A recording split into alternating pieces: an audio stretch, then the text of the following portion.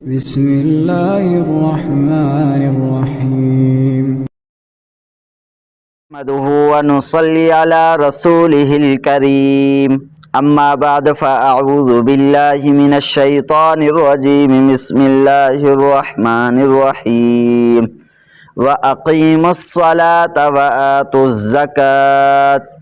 وأقيموا الصلاة وآتوا الزكاة واركعوا مع الراكعين قال النبي صلى الله عليه وسلم من ترك الصلاة متعمدا فقد كفر صدق الله العظيم اللهم صل على محمد وعلى آل محمد كما صليت على إبراهيم وعلى آل إبراهيم إنك حميد مجيد اللهم بارك على محمد وعلى آل محمد كما باركت على إبراهيم وعلى آل إبراهيم إنك حميد مجيد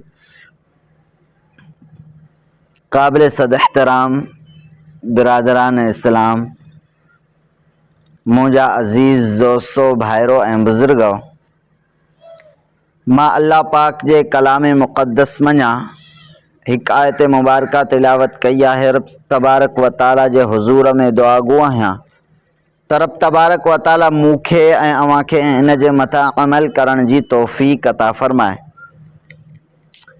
اللہ سائیں قرآن مجید جے اندر فرمائے تو پیو وَأَقِيمُوا الصَّلَاةَ وَآتُوا الزَّكَاةَ وَارْكَعُوا مَعَ الرَّاكِعِينَ رب سائیں فرمائے تو پیو نماز کے قائم کیو وَارْكَعُوا مَعَ الرَّاكِعِينَ رکو کیو رکو کرن سا گڈ اللہ سائیں نماز دے بارے میں قرآن مجید جے اندر بار بار کافی جگان تے ذکر فرمائے کرے اسا مسلمانن جے متھاں فرض نماز کئی وئی اللہ تبارک و تعالی نماز دے بارے میں نبی کریم صلی اللہ علیہ وسلم جن کے فرمایو تا اے محبوب مصطفیٰ پینجی امت کے چاو پینجی امت کے حکم کر تا اوے نماز دی پابندی کرن نماز محبوب مصطفیٰ صلی اللہ علیہ وسلم جن فرمایو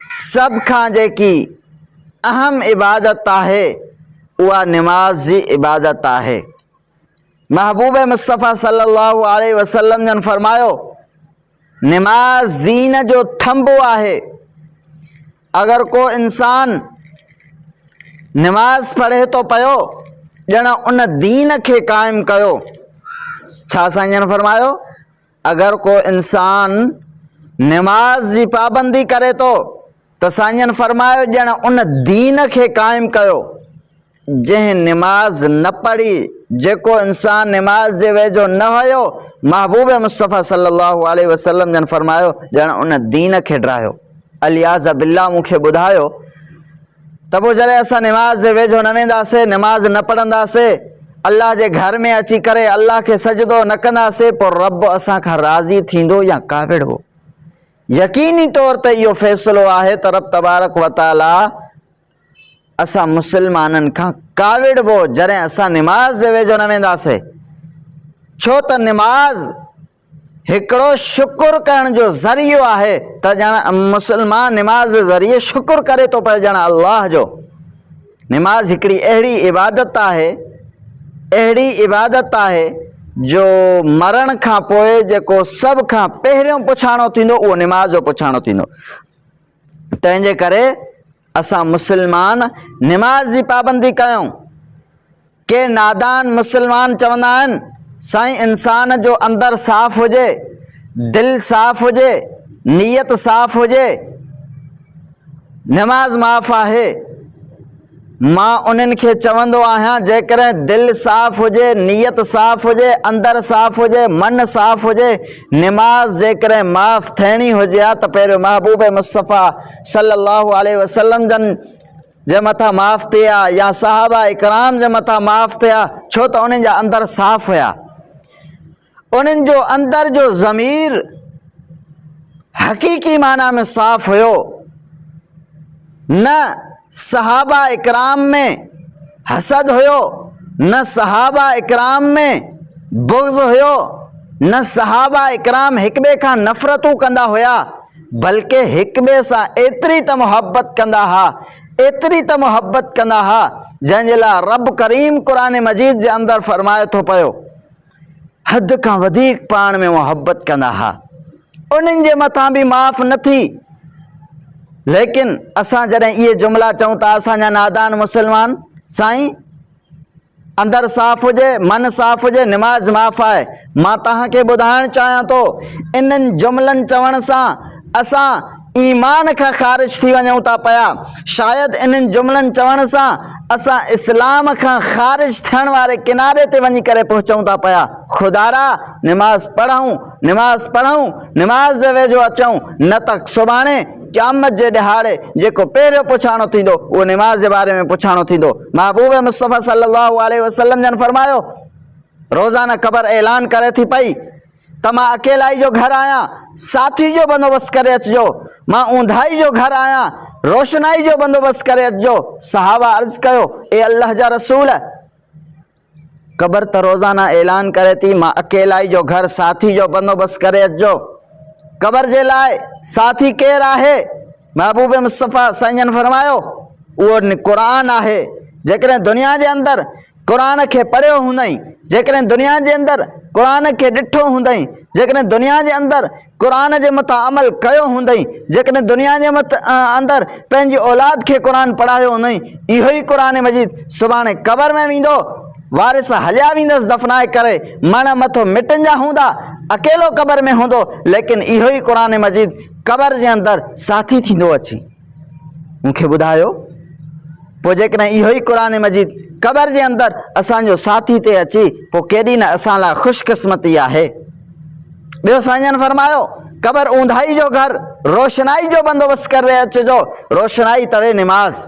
जेकॾहिं अॼु निमाज़ जे वेझो वेंदासीं, जेकॾहिं अॼु निमाज़ पढ़ंदासीं, जेकॾहिं अॼु अल्लाह जे घर मां आवाज़ अचे अल्लाहु अकबर, अल्लाहु अकबर, अल्लाहु अकबर जी सदा बुलंद थिए, असां निमाज़ ते वियासीं, निमाज़ पढ़ीसीं, वक़्तनि निमाज़ वारे वक़्तनि जी पाबंदी कईसीं, कसम आहे ख़ुदा जो इहा ई निमाज़ महबूब मुस्तफ़ा सल्लल्लाहु अलैहि वसल्लम जन फरमायो ही त मरी वेंदो, मण मथो मिटनि जा हूंदसि, ऊंधाई जो घर हूंदो क़बर, लेकिन इन निमाज़ जी एतिरी त बरकत थींदी, एतिरी त बरकत थींदी, इन निमाज़ जी बरकत सां उन जी क़बर रोशन थी वेंदी, मुनव्वर थी वेंदी।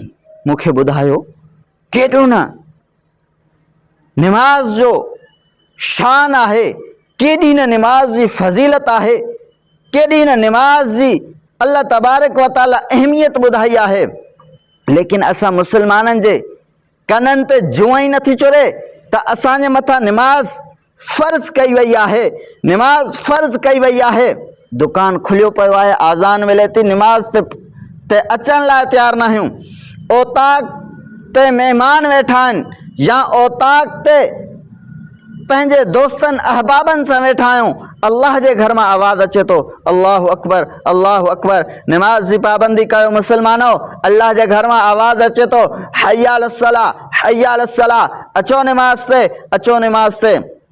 लेकिन असां ओताकूं खोलियूं वेठा आहियूं, होटलनि खे आबाद कयूं वेठा आहियूं, महफ़िलनि खे मचायूं वेठा आहियूं, हर शइ खे आबाद कयूं वेठा आहियूं, लेकिन अगरि ग़ैर आबाद कयूं वेठा आहियूं त उहो अल्लाह जे घर मस्जिद खे ग़ैर आबाद कयूं वेठा।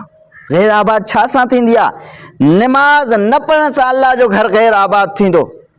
कंहिंखे चओ निमाज़ जे लाइ, साईं फ़िलाणो कमु आहे, साईं दुकानु आहे, साईं मूंखे हेॾे वञिणो आहे, साईं मूंखे ज़मीन संभालणी आहे, साईं मूंसां ही मसइलो थी वियो आहे। अल्लाहु अकबर कबीरा। अल्लामा इक़बाल रहिमहुल्लाह, अल्लाह पाक उन जी क़बर जे मथां किरोड़े अरबे खरबे रहमतूं नाज़िल फरमाए। अल्लामा इक़बाल जॾहिं इन्हनि बेनिमाज़ुनि जी हालत खे ॾिसी करे चवणु लॻो मुसलमानों नमाज की तो वो शान है, मुसलमानों नमाज की तो वो शान है जो रोक देती है तवाफ़े काबा को। फिर तेरे इस काम की, फिर तेरे इस दुकान की, फिर तेरे इस ज़मीन की, फिर इस तेरे कारोबार की क्या औकात है जिसके लिए तू छोड़ देता है नमाज को। काबतुल्लाह जो तवाफ़ 24 कलाक हलंदो आहे। लब्बैक लब्बैक अल्लाहुम्मा लब्बैक जी सदा बुलंद थींदी आहे, पर जॾहिं अल्लाह जे घर मां आवाज़ ईंदो आहे आज़ान जो निमाज़ वारे वक़्तु, ऐं निमाज़ वारे वक़्तु काबतुल्लाह जो तवाफ़ ई रुकिजी वेंदो आहे, त पहिरियों निमाज़ जी फज़ीलत जे लाइ त पहिरियों निमाज़ मथे आहे, पोइ काबतुल्लाह जो तवाफ़ आहे। असां मुस्लमाननि जे मुंहं ते थप हणण जे लाइ रब करीम ॿुधाए थो पियो त ए मुसलमानो, तूं उज़ुर पेश करें थो, मूंखे दुकान आहे, दुकान कीअं बंदि कयां, मां औताक ते महिमाननि सां वेठो आहियां, महिमाननि खे कीअं मोकिलायां? ईअं न थींदो, ईअं न थींदो मुसलमानो। इहा ई निमाज़ आहे जंहिंजे लाइ रब फरमाए थो पियो इन्न सलात तन्हा अनिल फहशाई वल मुनकर। अल्लाह तबारक व ताला फरमाए थो पियो बेशक इहा ई निमाज़ तवे तव्हांखे बेहयाई फहाशी जे कमनि खां रोकींदी। हज़रत उमर रज़ी अल्लाह ताला अन्हु जे वक़्त में हिकिड़ो नौजवान हुयो जंहिंजे चेहरे ते नौजवानी रशक करे रही हुई। कंहिं औरत जे तरफ़ ख़त लिखी करे मोकिलियईं, मूंसां मुलाक़ात करण जो वक़्तु मुक़ररु कर। उन औरत जवाब में चयुसि 40 निमाज़ूं जनाब उमर फारूक रज़ी अल्लाह ताला अन्हु जे पोयां पढ़ंदे पोइ तोसां मां मुलाक़ात करण जो वक़्तु मुक़ररु कंदुमि। कसम ख़ुदा जो उन्हनि नौजवान जे चेहरे ते नौजवानी रशक करे रही हुई। उहो चवणु लॻो 40 निमाज़ूं त आसान आहिनि, मां उमर फारूक रज़ी अल्लाह ताला अन्हु जे पोयां पढ़ंदुमि। हिकु ॾींहुं गुज़रियो, 2 ॾींहं गुज़रिया, 10 ॾींहं गुज़रिया, हिन जी ज़िंदगी तब्दील थियणु शुरू थी वई। जॾहिं 40 ॾींहं पूरा थिया, हिन औरत जे तरफ़ ख़त ऐं जेको आहे त लिखी करे कान मोकिलियईं। औरत जे तरफ़ खां पैगाम आहे, ए अल्लाह जा बाना, हाणे तूं मूंसां मुलाक़ात करे सघें थो पियो। उन अल्लाह जे बाने जवाब में चयुसि मां अल्लाह सां मुलाक़ात करे चुको आहियां, तोसां मुलाक़ात करण जी ज़रूरत कोन्हे। कसम ख़ुदा जो उन औरत पंहिंजे मुड़ुस खे सॼो वाक़ियो ॿुधायो। उन जे मुड़ुस जनाब उमर फारूक रज़ी अल्लाह ताला अन्हु खे ॿुधायो। हज़रत उमर रज़ी अल्लाह ताला अन्हु जी ज़बान मां बेसाख्ता इहे लफ़्ज़ निकिरी विया इन्न सलात तन्हा अनिल फहशाई वल मुनकर, त बेशक निमाज़ इंसान खे बेहयाई फहाशी जे कमनि खां रोकींदी आहे। तंहिंजे करे मुसलमानो, अचो अल्लाह जे घर में अची करे निमाज़ पढ़ूं, पाण बि पढ़ूं, पंहिंजे औलाद खे बि पढ़ायूं। सिर्फ़ु पंहिंजी औलाद खे बि न, पंहिंजे दोस्तनि अहबाबनि खे बि निमाज़ जी तरग़ीब ॾियूं। अचो मुसलमानो, निमाज़ पढ़ो, निमाज़ में कामयाबी आहे, निमाज़ में अल्लाह राज़ी थींदो आहे, निमाज़ में हर शइ आहे, निमाज़ में बरकत आहे, निमाज़ में ख़ुशियुनि जो अचणु शुरू थी वेंदो आहे, निमाज़ में बीमारियूं ख़तमु थींदियूं आहिनि। अचो मुसलमानो, बस अल्लाह तबारक व ताला खां दुआ आहे त रब तबारक व ताला तव्हां असांखे हक़ीक़ी माना में 5 वक़्त बाजमात सां निमाज़ पढ़ण जी तौफ़ीक़ अता फ़रमाए। अक़ूली क़ौली हाज़ा व अस्तग़फ़िरुल्लाह व आख़िर दावाना अनिल हम्दुलिल्लाहि रब्बिल आलमीन।